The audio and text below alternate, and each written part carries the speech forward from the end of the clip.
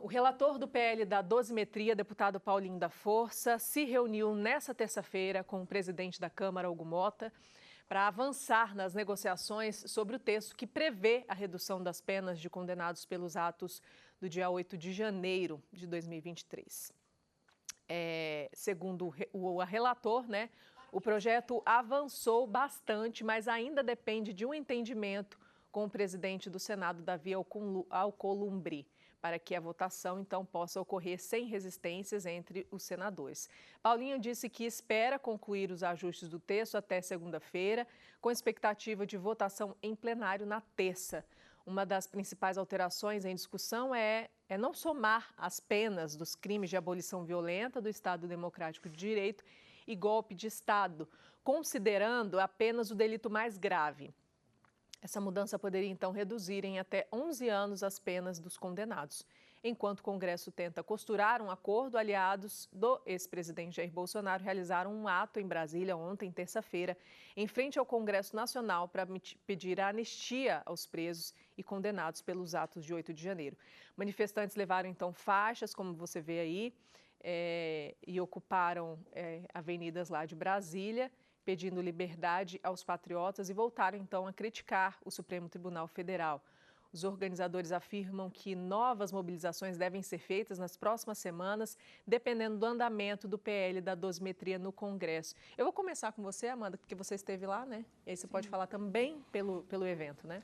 Bom, Mariana, é difícil a gente retomar uma pauta política, né? Acredito que o Gustavo se sinta da mesma forma depois de a gente ter recapitulado aqui o que aconteceu, infelizmente, com a jovem Amélia. Sim.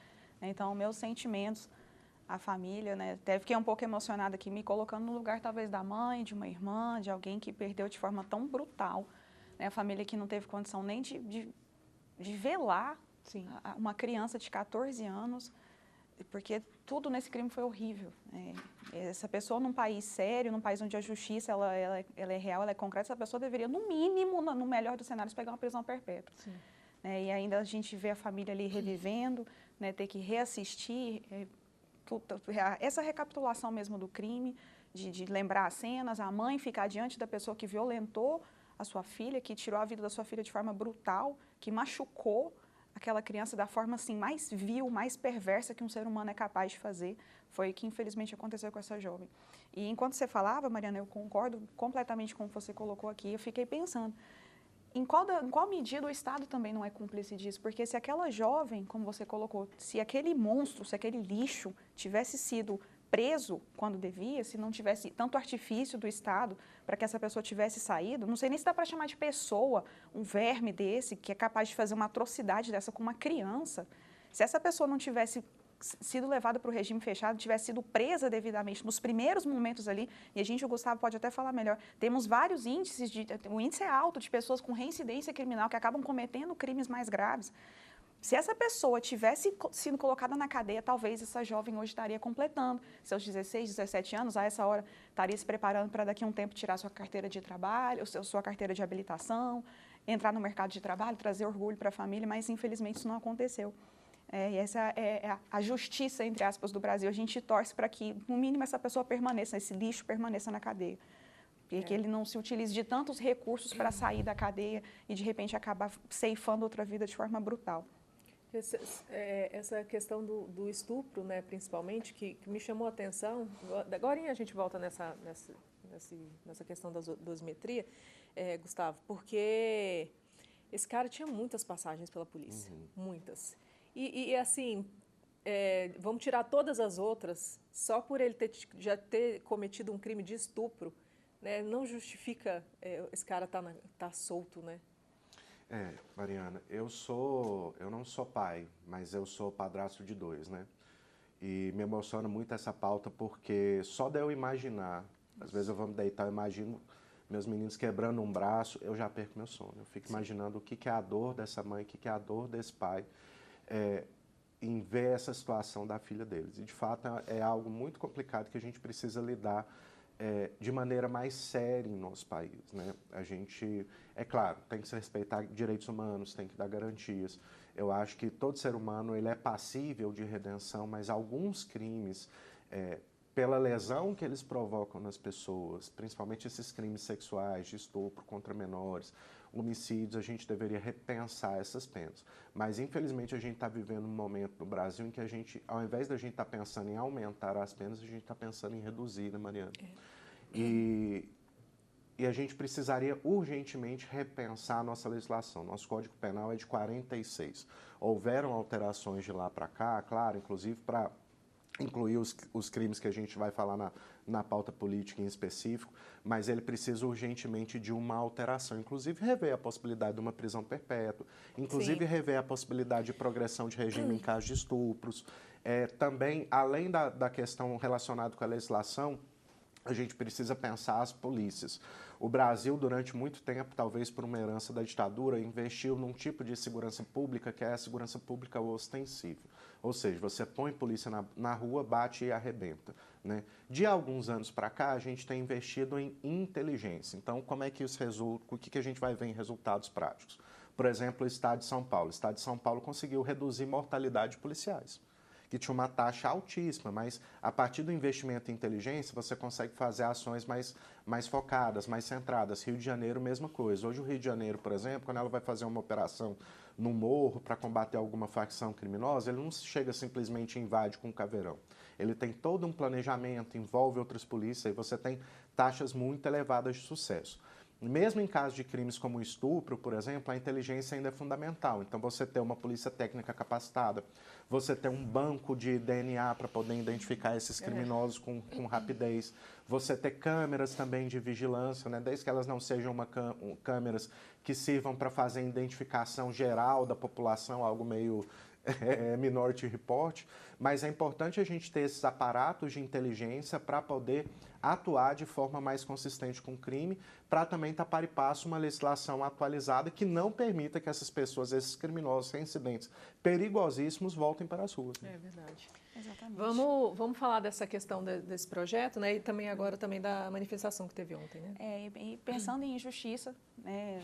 Ontem nós tivemos lá presentes as filhas do Clezão, que foi aquele preso político que nem estava se manifestando, estava lá vendendo, ele era um vendedor, já tinha tido um parecer da PGR para que ele fosse solto. Ele já era uma pessoa que tinha comprovadamente uma comorbidade grave, que ele precisava de acompanhamento médico, mas sofreu negligência na cadeia. Não houve, Gustavo, infelizmente, direitos humanos para o Clezão, né, o Clériston. Ele não teve nenhum acesso a direitos humanos na cadeia. E acabou perdendo a sua vida. E as filhas dele estavam lá, elas estão sempre presentes nas manifestações. E eu fico pensando assim, eu sou extremamente apegada ao meu pai. E eu fico pensando, gente, e se fosse meu pai? Né? É sempre algo que eu gosto de convidar a audiência para fazer a reflexão. Nós temos pessoas que estão presas indevidamente. Eu sei que essa pauta, Mariana, anistia, eu sei que é desgastante, às vezes até para a gente, para quem estava lá ontem, foi um movimento muito bonito. Né? Uma terça-feira à tarde, pessoa trabalhando, ninguém estava sendo pago, ninguém estava recebendo dinheiro de sindicato, não estava recebendo o famoso pão com mortadela lá das manifestações de esquerda. Eram pessoas que trabalham, mas que estavam até, às vezes, correndo um risco de perder o emprego, se colocaram na brecha e falaram assim, poderia ser o meu parente. E sabe alguma coisa? Muitos estavam com seus parentes lá. Muitos têm os seus parentes presos indevidamente. Senhoras de 70 anos, mães, pessoas que, por rabiscar com batom numa estátua, é o caso da Débora, acho que é o que elucida melhor essa situação, que pegou 14 anos de prisão, uma mãe, né? Então, assim, se a gente fosse falar aqui das quantidades de injustiças, a gente ia gastar uma boa parte do programa. Eu acredito que a audiência já está tem muito acesso às informações do que aconteceu. Então, ontem, o que essas pessoas tentaram fazer lá foi mostrar, olha, a nossa família está sofrendo, né? Tem crianças aqui que estão sem os pais, tem mães que estão presas, tem pais, tem avós, tem avós. E aí, o devido processo legal foi cumprido, essas pessoas simplesmente foram colocadas num bloco lá, e conforme as denúncias lá do vazamento do 8 de janeiro, que já tivemos 2 etapas, e a grande imprensa, a exceção da TBC, claro, não tem falado sobre isso. E aí, a gente não vai dar atenção, Mariana, para pessoas que, segundo as informações que foram divulgadas, tiveram como principal motivo de serem levadas lá para um ginásio sem acesso, Gustavo, a direitos humanos básicos, por exemplo, tinha até imagem de crianças naquele ginásio para onde essas pessoas foram levadas lá depois do atentado 8 de janeiro. E aí, as pessoas que não estavam lá, que só estavam nas portas dos quartéis, entende? É muito assim... É muita injustiça que acontece. Então, o que aconteceu ontem foram pessoas falando, olha, eu preciso que a justiça seja cumprida. Tem um familiar meu que está sofrendo, tem crianças que estão sofrendo porque os seus pais ou não estavam lá, ou simplesmente fizeram uma coisa que não justificaria uma prisão dessa. E aí? Cadê os direitos humanos nessa questão? Então, quando a gente fala em dosimetria, reduzir pena, pessoal, a gente precisa virar essa página. É uma página que até é cansativa para quem está de fora, para quem às vezes não tem ninguém da família sofrendo com isso. Falei, meu Deus, eu preciso virar essa página, mas para virar essa página, a gente precisa que essas pessoas sejam libertas. Não é diminuir pena de 14 para 10 anos, não. É que essas pessoas tenham acesso aos seus direitos. Porque você mandar uma mãe de família para uma casa onde ela não pode nem levar seu filho estudar numa escola mais longe. Ela não pode nem levar o filho numa escola longe, porque tem uma tornozeleira eletrônica que vai trazer um problema para ela. Isso não é vida, gente. A pessoa tem que ter o resgate dos seus direitos gerais de volta. Então, essas pessoas precisam ser anistiadas e é por isso que a gente tem falado tanto nessa pauta, por isso que tem se falado tanto, por isso que essas pessoas estavam lá nas ruas ontem de forma pacífica, né, de tudo o contrário do que a esquerda tem tentado colocar nas nossas costas, tudo muito pacífico, bem organizado, bonitinho, mas o que ficou foi o sentimento assim de pessoas que estão se sentindo injustiçadas, porque vem traficantes sendo soltos, vem pessoas que roubaram, políticos que pegam 400 anos de prisão, estão soltos em coberturas, enquanto pessoas que se manifestaram ou nem estavam lá, estão pegando 14, 17 anos de prisão, em bloco, advogado reclamando que não teve direito de se defender devidamente. Então, a gente precisa que essas pessoas voltem para casa, que essas pessoas sejam de fato libertas, que elas sejam anistiadas, para que o Brasil vire essa página e a gente consiga seguir o curso da história aí de forma tranquila. Gustavo, tem esse projeto da dosimetria, eles falam, inclusive foi até uma fala do próprio ministro Barroso, que até nessa semana ele falou a respeito disso, na semana passada, que ele acredita que algumas penas foram realmente mais elevadas e ele falou dessa questão da possibilidade de dois crimes semelhantes serem colocados apenas um, né? Que foi o que a gente leu anteriormente. Esse é um debate que já vinha ocorrendo, inclusive, no STF, né? O Fux ele faz esse apontamento no voto dele de falar assim, olha, o crime do golpe de Estado ele tem que ser absorvido pela abolição violenta do Estado Democrático de Direito e vice-versa, né? Porque entende-se que são crimes muito semelhantes. Mas agora, a lei ele abre espaço para que você tenha a criminalização de ambos, né? O que é a proposta dentro do PL da dosimetria? Inclusive foi, salvo engano, foi feita uma emenda proposta pela Zanato. Que ocorre essa absorção, ou seja, se você comete os dois, independente de qual seja, um vai absorver o outro. Eles têm penas iguais, então ficaria a mesma pena.